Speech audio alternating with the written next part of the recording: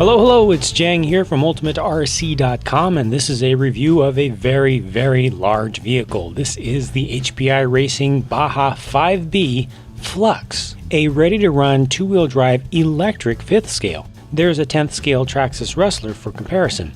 This is 32 inches long.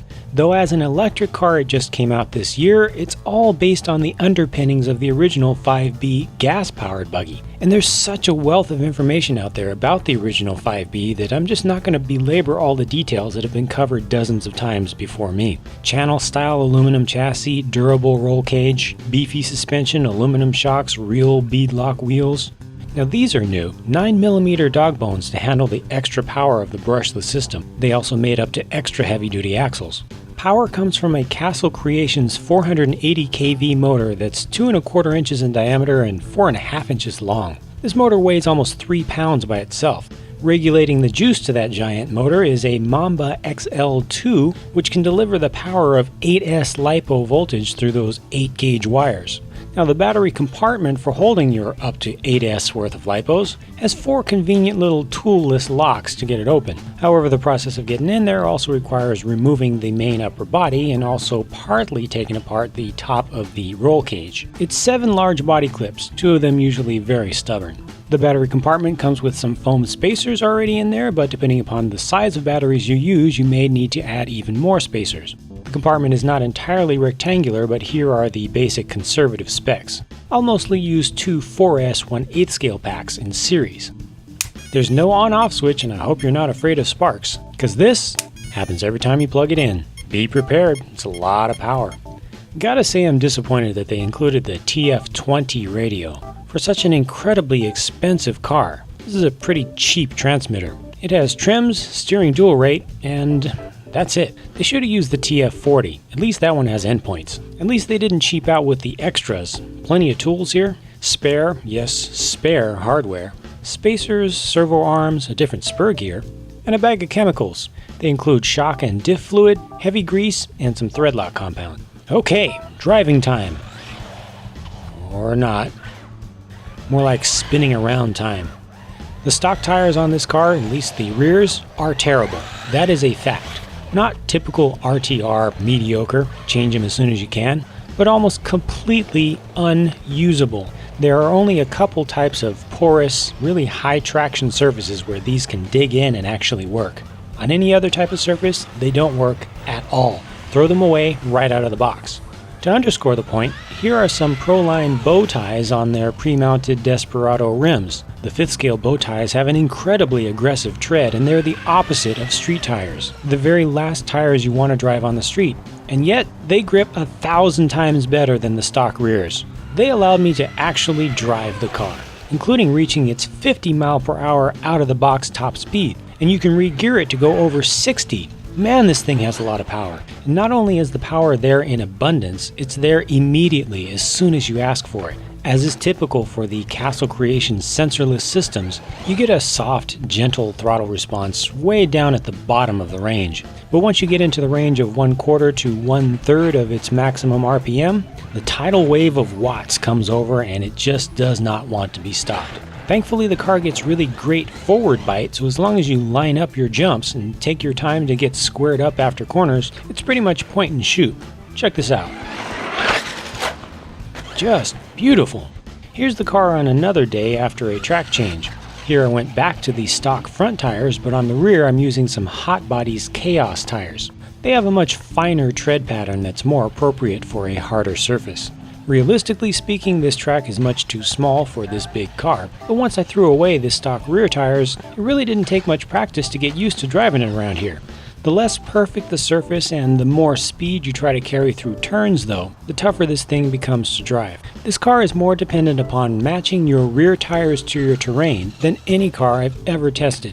It's easy to dial in a lot of understeer through the suspension, or just by turning down your steering dual rate. But the Baja seems to always keep some extra oversteer in its back pocket, ready to whip it out on a moment's notice when you least expect it.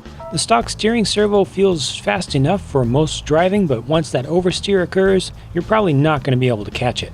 The worst type of driving surface for the Baja is definitely something with a loose dry layer on top and hard underneath.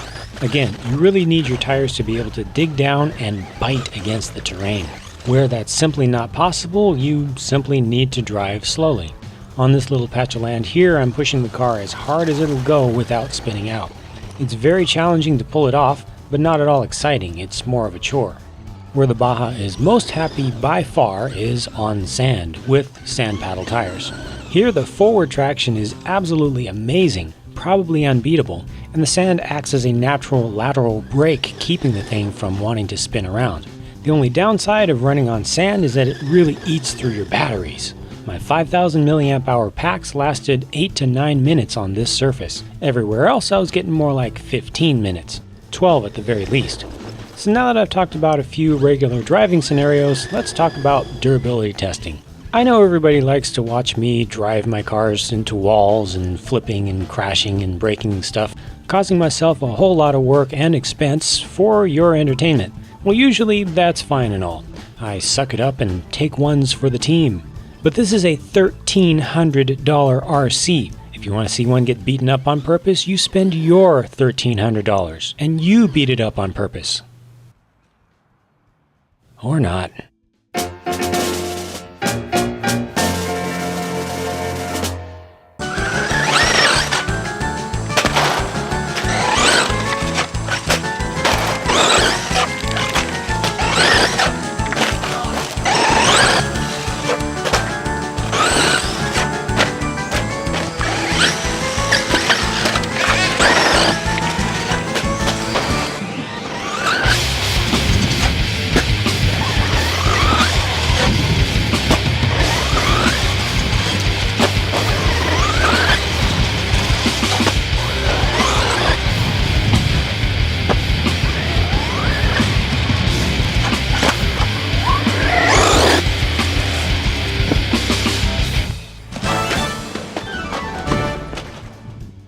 So I did experience some breakages. I tore off the bottom of this shock and messed up the A-arm. Also on the other side, pushed the shock end right through the A-arm.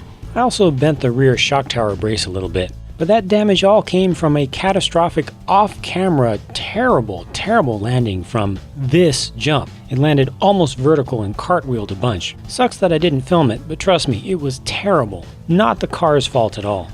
Summing things up, I have very mixed feelings about the 5B Flux. On the one hand, it's huge and it's tough and it's awesome, once you throw away the completely useless stock rear tires. But on the other hand, I've had a lot more fun with much cheaper vehicles, and I've been able to go on much more terrain with much cheaper vehicles. I don't think the pure RCing value is really there. Let me touch on the electric versus gas thing too. First off, the fact that this is electric means that people like me who live in heavily populated areas can actually own and actually drive the thing. But that luxury comes with a price. First, the 5B Flux RTR by itself costs about $300 more than the gas version. Then you also have to buy batteries. Lots of them. Big batteries. And they don't last that long. When they run out, it's kind of annoying taking things apart to get into the batteries and change them out. Then when you run out of charged batteries, you're screwed.